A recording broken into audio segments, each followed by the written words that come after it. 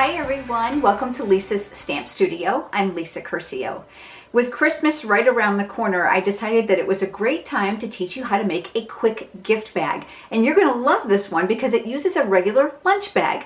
Now you can use any color of your choice. I just happen to have white here in the studio for today's project. But here it is. This is a small bag. This one's about 4 inches by about 8 inches. These instructions I'm going to give you in the video today, you can adapt to any size bag. And I think you're going to find it really easy to whip these out for quick last-minute gifts. Great for teachers and classroom party favors. All kinds of little goodies can go inside these bags. Remember to head over to my blog for all the cutting dimensions and still photographs. And while you're there, I encourage you to check out the online classes tab. I've got some great tutorials for you, as well as stamps in the mail. Let's get over to the stamp table and let's get started. Look how cute this bag is. Again, this is just a 4-inch by 8-inch bag. You can adapt the size to whatever bag that you have on hand. With all the natural elements that are popular these days with burlap and craft, those brown bags are going to come in really handy. Let me show you how to put the bag together. I'm going to have cutting dimensions over on my blog. The link will be here down in the description of the video so you can get to there easily. This bag is about 4 by 8. I'm actually going to cut the bag down to 6 inches. You can adjust the cutting if you'd like, or you can simply fold the bag down. It's completely up to you. Stampin' Up! Trimmer is a great tool. It also has a scoring blade. This is the gray one, and the dark one is for cutting. So all I'm going to do is I'm going to line this up at the 6-inch mark, which is here. This is the seam side, and I'm just going to cut this down and make it shorter. I've then cut several pieces of Whisper White cardstock. This one measures 4 1/4 by 6. I do recommend that you cut about 1/4 inch wider than the actual bag so that you don't have to worry about fussing to make it perfectly fit. I also cut another piece. This is 4 1/4 by 7 1/2, and I've compensated by giving me an extra 1.5 inches at the top that I can fold down. So the next thing I'm going to do is I'm going to score this at the 1.5 inch mark. So this time, using the scoring blade, I'm going to line this up at 1.5 inches, which is here, and I'm going to use the light blade to score. So then you can see this makes it really easy to create that flap for the top of the bag. This is a piece of Fancy Frost Designer Series paper. That stack of paper is absolutely stunning. The paper is embossed, not like heat embossed, but like raised embossed. And we're going to use this with the resist technique to help create the flap. This is 1 inch by 4 1/4 inches of Island Indigo cardstock. This white piece is just a strip for the greeting, 3/4 by 3 1/4. Just so I'm clear, this is 1.5 by 4 1/4. I don't think I told you that. Again, I've written down everything for you. It's over on my blog. Let's start by doing our stamping. I'm going to be using the photopolymer stamp set called Flurry of Wishes. It's an oldie but a goodie. You're going to want to choose a stamp set that has simple images because you want to create a collage effect. Now, if you want to get fancier, you know you can always stamp outline images and color them in. That's entirely up to you. But if you're anything like me, you're busy this time of year, so it's got to be quick. I'm going to put my Pierce mat underneath my grid paper.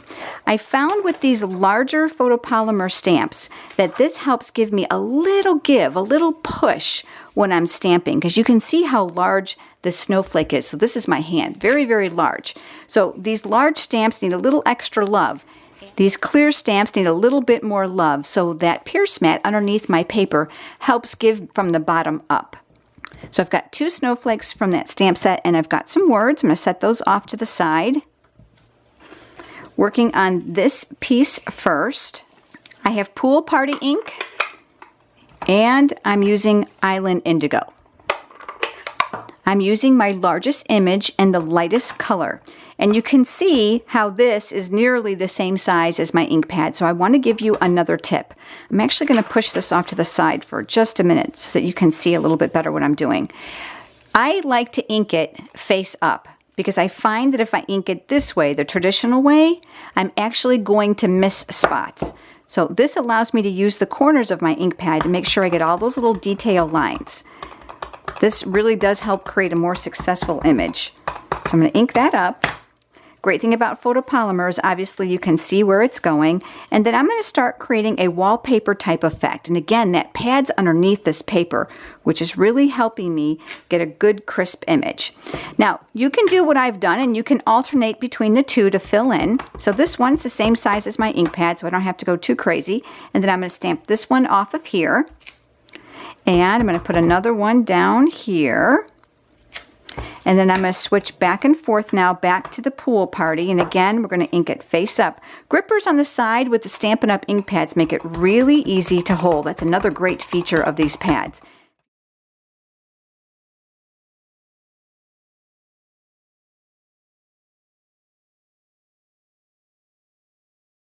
So we've got the entire front finish. That'll be the front panel of the bag. This is the back panel. Now on my original one, you'll see that I stamped it as well. Here's the original one. So we're going to do the exact same thing on this side, but I do want to caution you that you're going to want to make sure that this crease is down nice and flat. So I like to use my bone folder and just press there so I've got a nice division of where the cardstock's going, because I don't want it to fold over onto the front half. It will be covered with the designer paper, so if you want to do it flat, that's fine too. This is just what I do. So I'm going to ink up my stamp again. My foam mat is underneath here, and then I'm going to firmly press, especially on that crease line, so I can get a nice crisp image. So we're going to do this all again and fill in this back panel for the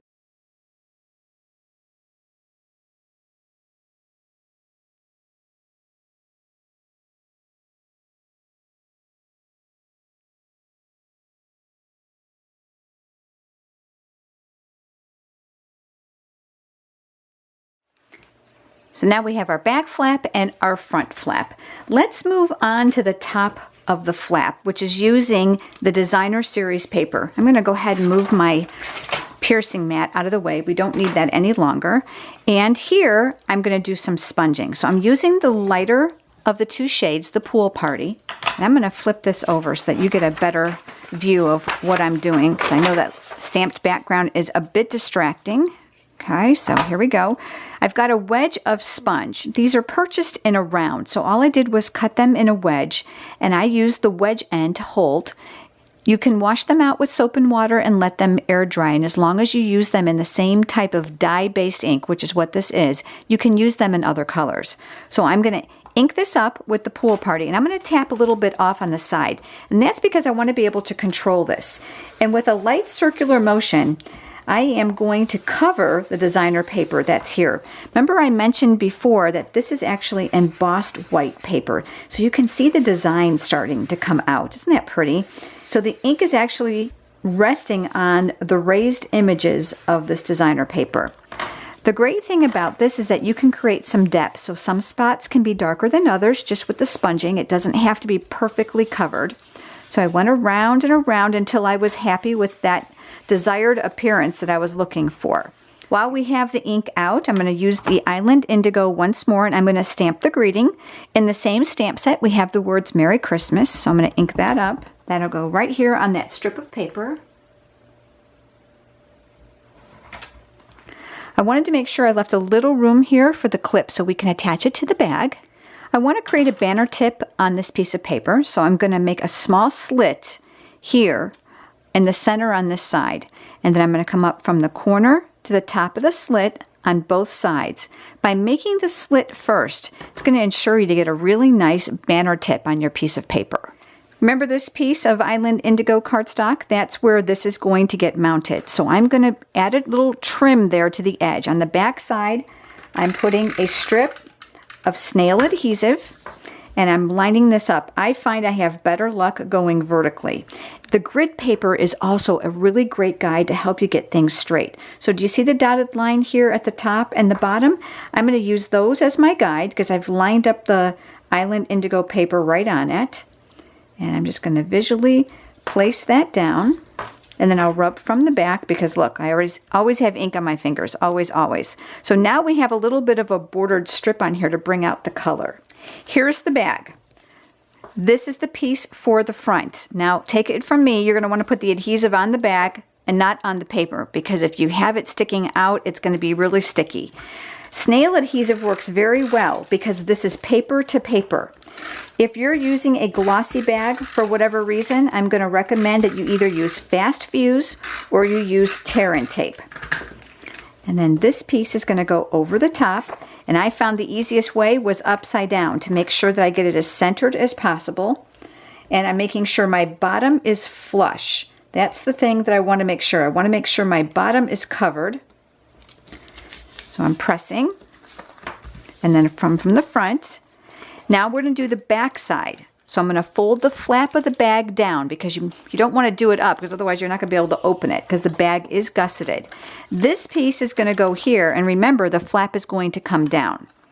Before we do that, let's go ahead and put the decorated top on top of the bag. So I'm going to add more snail adhesive.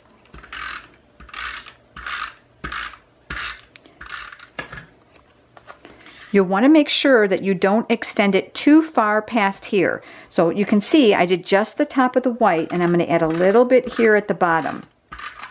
You can always add the designer paper strip first, then add the Island Indigo strip later. That's completely up to you. So I'm making sure I'm coming all the way up to the top, right on that crease line. And then I'm going to flip this over and rub from the back because you don't want adhesive here, is what you don't want. All right, so now we're ready. So now this is going to go like this. I am going to put adhesive right on the bag. Remember how we talked, if your bag is glossy, make sure you use tear and tape or fast fuse so that it sticks. Boy, there's nothing worse than a 3D project that comes apart, huh? And then the exact same thing. I'm going to actually do this one face up because I want to make sure I get my bottom all the way flush with the one on the front. So I'm just making them as even as I possibly can. And then I'm going to rub from the back. I know I have that ink on my hand, so I'm just being careful. And then look, the bag opens up. You can fill it. The flap will come down. Cute, simple, huh? Now here comes our little banner. And since this is a 3D project, I really like to add some texture to this. So I'm going to do a little pull here, create some curvature. Now if you don't like that, it's not necessary. This is going to go here, and then I used one of the bow paper clips. These are really, really fun. And because it's a paper clip, you've got the little clip in the back. So I'm just going to open that up a little bit because I don't want it to rip my bag as I put it through. And then I am going to clip this right to the bag itself. I'm going to slide that out just a little bit. So we've got that. And you know me, we've got to have some bling. I'm using gold sequins that I pulled off from the trim just to bring in that gold appearance here. To pick them up, I'm using my Silhouette Pick-Me-Up tool. No, Stampin' Up! Doesn't carry this yet. We keep asking, so hang in there. And because it's a 3D project, rather than using glue, I am going to use glue dots. So I'm going to peel back one. I'm going to lift this up. I'm going to place it on here.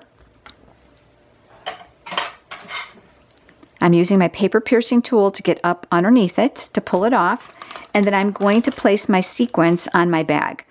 Typically what I like to do as a tip, I like to place my sequins where I'm going to want them on the bag. So it just makes it easier for me to put everything together. So, you know, you can't change them around once you've got the bag finished. So there we go. And then I'll lift another one onto here, onto the glue dot. And then I've got one other. I'm going to put that here. So we've got one down here, and then we have another one that I will place here. That's it. That's our bag. Isn't that cute? The little paper clip keeps it closed so you don't have to worry about anything spilling out. So here's our original one, and here's the one that we created today. Going to give you a new way to look at those lunch bags you have laying around, and this is definitely something your kids can do. Cut the paper for them and let them do some stamping.